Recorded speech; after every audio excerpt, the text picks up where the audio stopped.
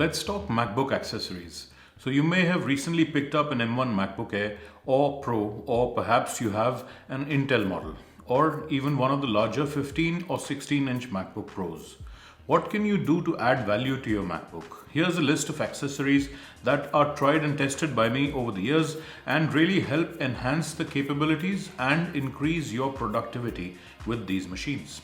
I'll divide it in two sections. The first talking of accessories you can get for your MacBook when using it in laptop form. In the second half, I'll look at the accessories when using your MacBook in desktop mode. So let's get started with accessories to get when using your MacBook as a laptop. The first thing I picked up when I got my first USB Type-C only MacBook Pro was this Apple USB Type-C to Type-A adapter. Well, with only USB Type-C ports on all MacBooks nowadays and a lot of peripherals using USB Type-A ports, you need the ability to access Type-A devices from the word go. So this is an excellent adapter to have in your bag that will give you USB 3.1 Gen 1 speeds from any device that is also compliant with at least this standard. If you're getting a MacBook for the first time, I would simply add this to the invoice and get it from day one. Now you may be thinking about why you should get an adapter that only provides a USB Type-A connection when you can get a USB Type-C hub with many other connections. Well, if that's your line of thought, you can get one of these, a non-powered USB Type-C hub. Amazon is full of listings for these and there's a lot of badge engineering happening here. So a single supplier may be manufacturing the same product for a number of retailers.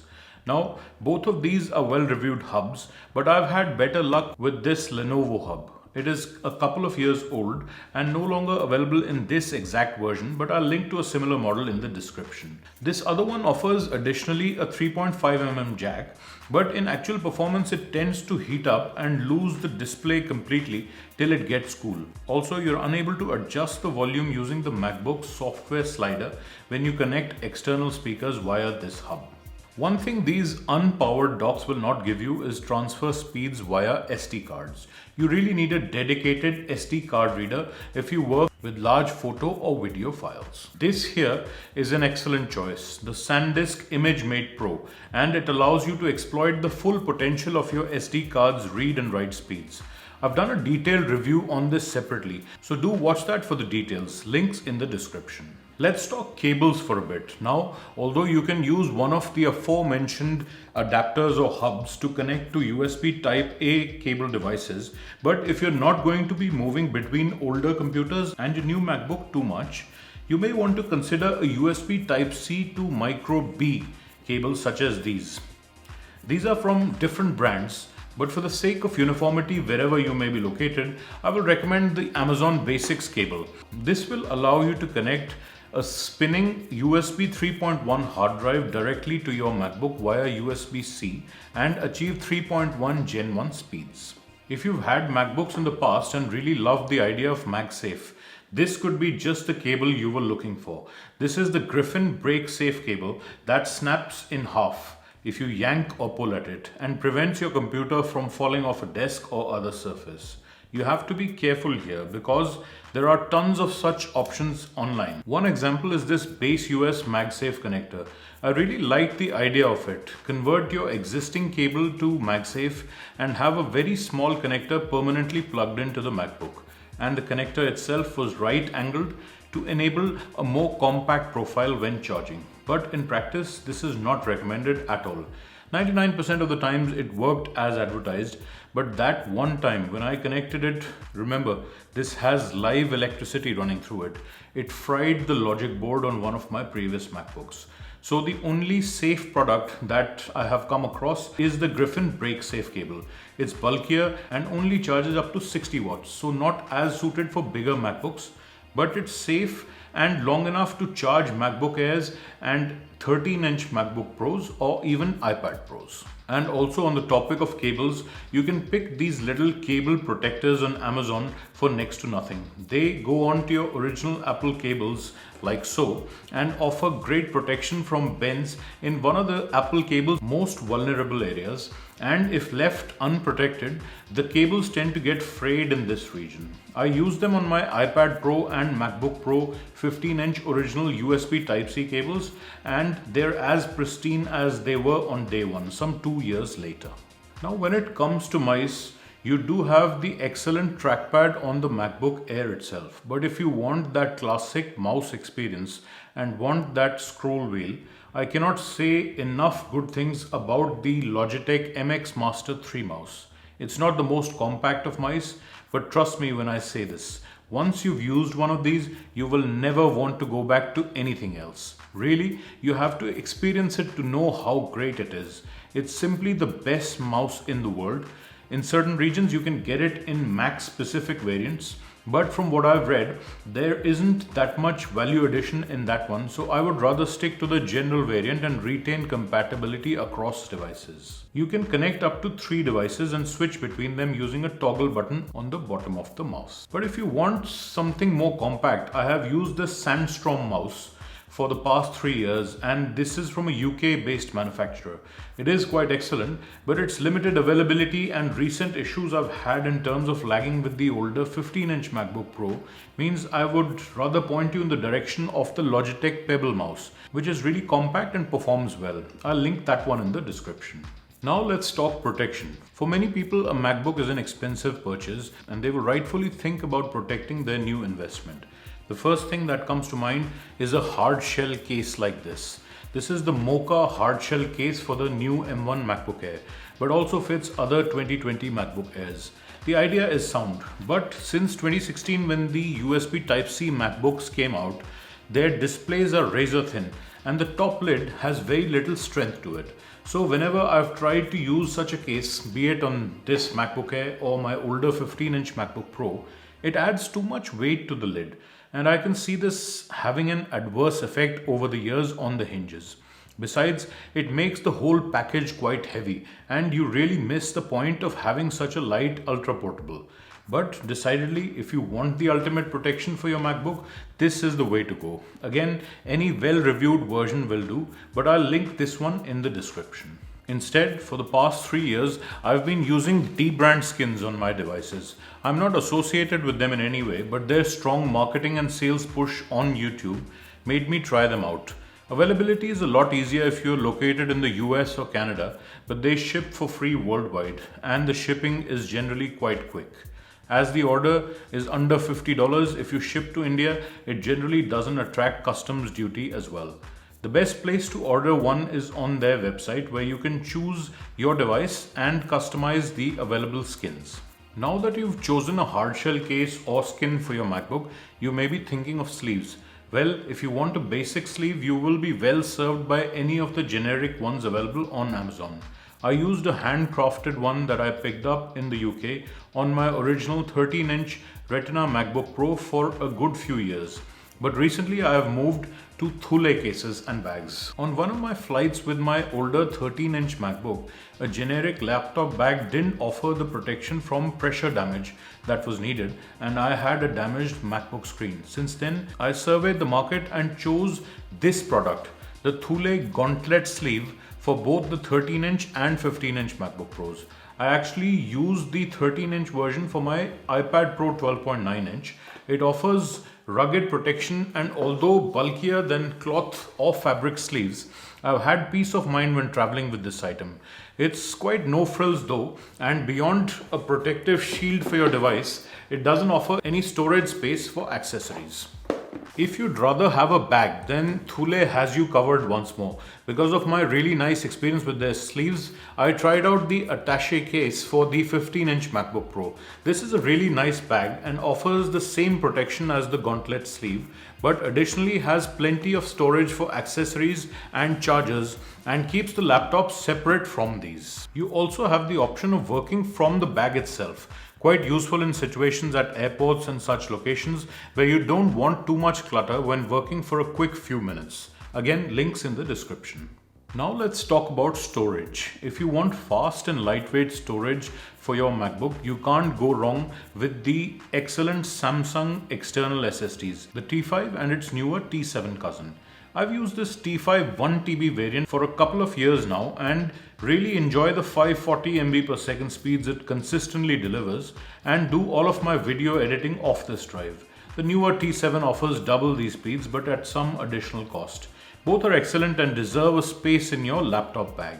And being solid state drives, they are not only very compact but also extremely rugged when compared to a spinning hard drive. So this was all about accessories for your on-the-go computing with your MacBook. Now let's look at accessories that make your life easier when working at a desk. With these accessories, you can seamlessly transform your MacBook into a proper workstation. Well, the most obvious one on this desk is the main event, the 32-inch 4K Benq display. This is the Benq EW3280U 4K display. Don't confuse it with the EW3270U, which is a VA panel. Whilst this is the real deal, an IPS display that you really need with such big displays for good viewing angles. Also, anything smaller than this and you will not be able to effectively run this at native 4K resolution. Everything becomes too small for reading comfortably, and even this one, I use it at a pixel doubled 2560 by 1440 resolution that provides retina-like sharpness and plenty of screen real estate. As a bonus, this comes with the best speakers on a monitor and a subwoofer, meaning I've thrown away my external speakers now. It's not perfect though, and the new M1 MacBooks do have a number of issues with it. I've spoken of them in my 2 issues videos, so do watch them for the details. Also, even though it comes with a remote, I found this to be very unresponsive. I still recommend this display simply because it is one of the few good IPS displays in 32-inch size and 4K resolution at this price point, at least in India. The other item here is a laptop stand from TARKAN. It is a 360-degree rotating stand that elevates your MacBook to a comfortable height and allows you to have the screen open or closed as per your choices. I wanted access to the Touch ID sensor, so didn't want to use the MacBook in a clamshell mode, and this was really perfect for the purpose. Again, I will link this in the description, but if you get the same design by a different manufacturer, by all means go for the best deal available, as most of these are made by the same supplier and then sold with different brand names. You can probably see the Caldigit TS3 Plus dock peeking from behind the MacBook. This is the powerhouse that has enabled me to have such a clean desk setup. The first distinction between this and the USB Type-C hubs we spoke of earlier is that this is a Thunderbolt hub and is actively powered by its own power brick. That means not only does it not draw power from your MacBook, but it can charge the MacBook at up to a full 87 watts and power a number of devices that have just a single neat Thunderbolt 3 cable running to your MacBook. Unfortunately, in my case, my BenQ monitor doesn't run at 60 Hz refresh rate when connected via DisplayPort cable that this hub offers, or even its own USB Type-C cable. So I've had to add another accessory to the back of this hub, and that is this Belkin USB Type-C to HDMI adapter. This is a great accessory that allows running 4K monitors up to 60 Hz resolution and offers pass-through charging for a MacBook as well. It actually comes in 2 variants, but make sure you choose this one and not the older one that doesn't provide pass-through charging. The Caldigit TS3 Plus Thunderbolt dock has really replaced a number of devices for me and offers the single cable convenience that I was looking for. The only thing going against it is the cost. It's really expensive and its availability outside of the US and Canada is not great. But if money is not an object and you want the best hub for your MacBook, this is it. Again, links in the description. Now this is a mechanical keyboard, the TVS Gold, that is only available in India and is based on Cherry MX keys. If you've typed on a mechanical keyboard, you will know how great they are for typing. The downside with this keyboard is its Windows layout keys, and also if you're used to typing on the excellent Magic keyboards of the latest MacBooks or even the iPad Pro, there is a lack of consistency when you switch to this keyboard, as the keys are differently sized and take some getting used to. For this reason, I recommend both this style of mechanical keyboard and Apple's own Magic keyboard. It will boil down to personal preference on this one. Once again, you see the excellent Logitech MX Master 3 mouse and it is right at home on this large Scarters Mouse Mat. It measures 90 by 45 centimeters and offers a great base to work on and is spill proof and easily cleaned, and also reversible and comes in different colors on both sides. It's recently had a price cut and really great value at reduced prices. Do follow the link in the description to purchase this from your local Amazon website. The other item you see here is the excellent Amazon Basics monitor arm that allows a range of movement for your monitor whilst keeping your desk clean. It also offers cable management for a clean look. But I'm not using it currently as I like the look of my new monitor's base stand, but I do use it to add an additional screen from time to time.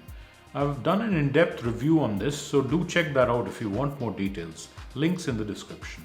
Now, when you're at your desk, portability is less important, and when it comes to hard drives, space and capacity take precedent.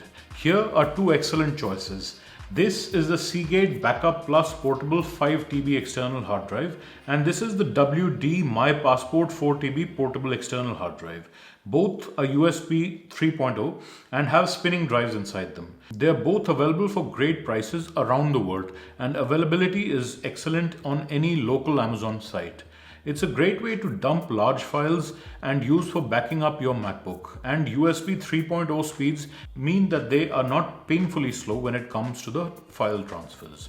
Links in the description. And a couple of more items before wrapping up. This is a USB Type-C extension cable by Stouchi that are tricky to find, and also they're unidirectional, so you can plug them in the wrong way. They only work when connected in one orientation, so make sure you try out both sides when you use them. But what it does offer is the ability to hide these kinds of USB Type-C hubs away for a clean desk setup. If you don't want an expensive Thunderbolt hub, this may be a good way to achieve port expansion whilst keeping your desk clean. This particular one is well reviewed, and with my experience, it works really well. Links again in the description. And finally, this is the Ikea Signum cable management tray. Plenty long and strong and adjustable. Also easy to install and will ensure your desk looks pristinely clean and cable clutter free.